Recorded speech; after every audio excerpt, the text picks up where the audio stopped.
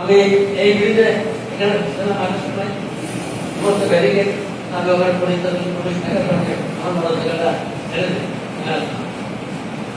তারপর ফোন করলাম যে বাবু আউট এখানে এখান থেকে সে আমরা হাসপাতালে গেল। হাসপাতালে ডাক্তার নেই, এক ছোট ডাক্তারকে দিয়ে চিকিৎসা দিয়ে তার এক্সরে আমার ক্ষমতা করতে হবে পুরো দুই হাসপাতালে পাশেই যে এক্সরে করা হয় প্রায় 400 কয়েক জায়গায় কোথাও হয় এবং সে আমাদের বলে বলেছিল যে তার হেলমেট অনেকগুলো প্রকাশ ছিল, মোবাইলে ছবি তুলছিল, মোবাইলটাও কিনে নিয়ে হয় আমাদের চেষ্টাই মোবাইলটা ফেরত পাই। যাই হোক আমরা যে আন্দোলন শুরু হয়েছিল ভাইনা মোড়ে এবং আমাদের শুরু করছে যে পিটিআইয়ের সামনে ব্রিজের মুখে এটা আসলে নদীর মেন অবস্থা। আমি কিন্তু এগিয়ে যেমন কোনো আওয়ামী লীগ অবস্থা গিয়েছি তখন দেখলাম ওখানে ঝামেলা দেওয়ার কাছে ওখানে আওয়ামী লীগের কথা নেতা আছে আবার ঢোকার চেষ্টা অর্থাৎ তখন আমরা দেখি যে আপনি মারা গেছে আবার এখনই হাসপাতালে লাল আপনি গায়ে আসলে কিন্তু দুদিন আগে দেখা যায় কি পুলিশ জেলে পুলিশ নেতৃত্ব দেয় ছাত্রদের একজন পরিস্থিতির চাপ তার না দেখো তেমনি ভাবলাম ছোট্ট দেব কিন্তু আন্দোলন সংগ্রামে আমরা কিন্তু অত্যন্ত গুরুত্বপূর্ণ ভূমিকা রাখি।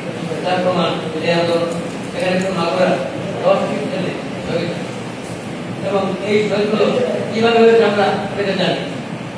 মোহাম্মদপুরে 2 জন শহীদ হয়েছে, এটা পুলিশের গুলিতে আহত হয়েছে, আমাদের মাগুরায় যে হয়েছে তখন আমার আপনাকে রাতে কিন্তু পত্র দেখেছি কোনো কোনো রাতে পত্র দেখেছি পুলিশ গুলিত কিন্তু পুলিশের গুলিতে মাগুরায় আপনি মারা যায়। এই ধরনের কিন্তু অনেক কামনা করে না, কারণ যারা এই পথে আপনি তারা আপনার সবাই এবারে তারই আমরা এই পাইতে থাকি। যাই হোক আমরা এরকম কিছু আশা করি না। আমরা আমাদের সাংবাদিকরা অত্যন্ত গুরুত্বপূর্ণ ভূমিকা রেখে আমাদের সাংবাদিকে আহত হতে সরকার তার ঠিক মতো তারা রেকর্ড করতে হয়নি। আজকে যেটা আমাদের মিটিং হতো মাগুরায় ছোট্ট দেবে মাগুরায় সমগ্র এই যুদ্ধ তালিকাভুক্ত জুলাই যোদ্ধায় তালিকাভুক্ত হচ্ছে 150। আমরা এখানে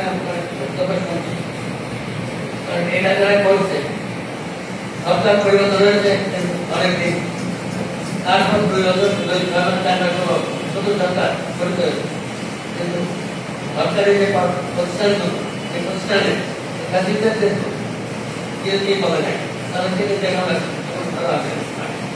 অনেকেই সেখানে ভক্তি মারা আছে, অনেকে যারা আমাদের সরকার নিচ্ছে বিএনপি সরকার নিচ্ছে দিয়ে তারা তাদের কার্যক্রম চালায়।